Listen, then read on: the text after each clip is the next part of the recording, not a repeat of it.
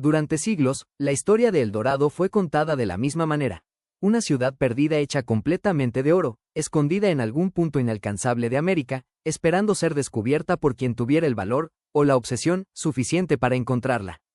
Esa idea se repitió tanto, con tanta fuerza, que terminó convirtiéndose en una verdad aceptada, en un objetivo real que impulsó expediciones enteras, que arrastró a miles de hombres a atravesar territorios desconocidos, selvas densas, ríos imposibles y montañas que parecían no tener fin.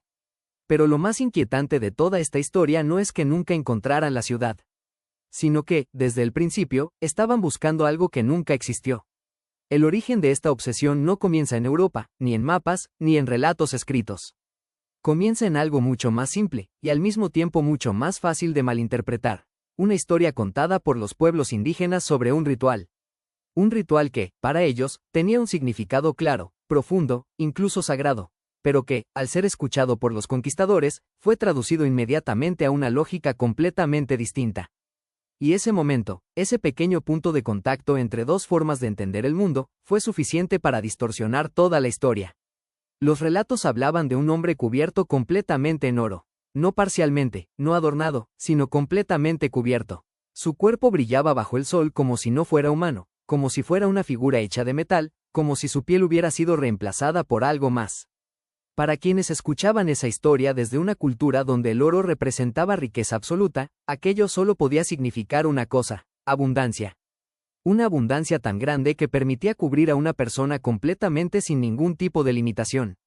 Y si eso era posible, entonces debía existir una fuente aún mayor. Pero lo que nunca entendieron fue que el oro, en ese contexto, no representaba riqueza. Para los pueblos que realizaban este ritual, el oro no era algo que se acumulaba, no era una herramienta de poder económico ni una forma de medir estatus. Era un material con un significado simbólico mucho más profundo, asociado a lo sagrado, a lo espiritual, a lo que no se podía ver pero sí representar. No tenía valor por lo que era en sí, sino por lo que representaba.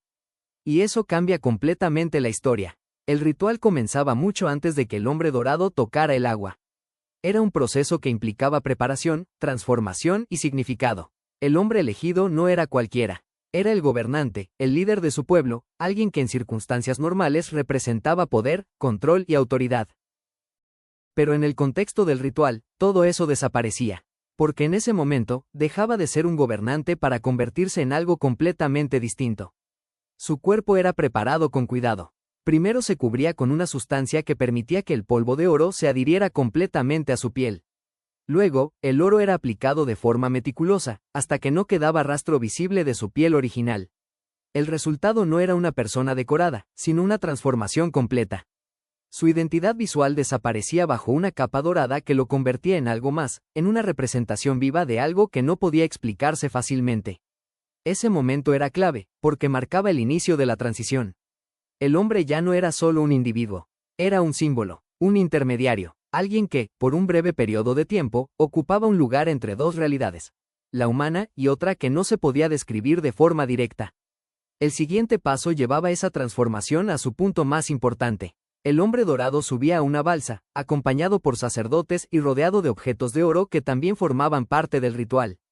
No había celebración, no había espectáculo, no había nada que indicara que aquello era un evento público en el sentido que los conquistadores habrían entendido.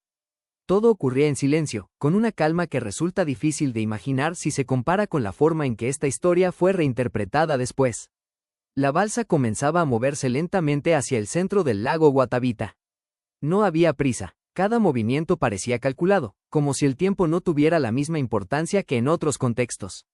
El lago en sí no era un lugar cualquiera, no era simplemente un cuerpo de agua elegido al azar. Tenía una presencia particular, una sensación de aislamiento que lo hacía diferente. Incluso hoy, hay algo en ese lugar que resulta difícil de describir completamente. Es silencioso, contenido, como si guardara algo. Cuando la balsa llegaba al centro, el ritual alcanzaba su punto más importante. Las ofrendas comenzaban a ser arrojadas al agua. Objetos de oro, figuras, piezas cuidadosamente trabajadas, todo desaparecía bajo la superficie sin intención de ser recuperado. Y luego, el momento final, el hombre dorado se sumergía.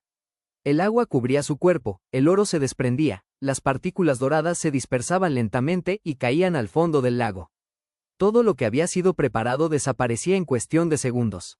No quedaba nada visible. Todo era entregado, y eso es lo que los conquistadores nunca entendieron.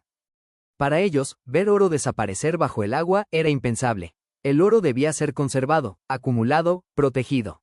Perderlo era absurdo, pero en este contexto, perderlo era precisamente el objetivo. El valor no estaba en poseerlo, sino en entregarlo. Era un acto de conexión, de intercambio, de algo que iba más allá de la lógica material.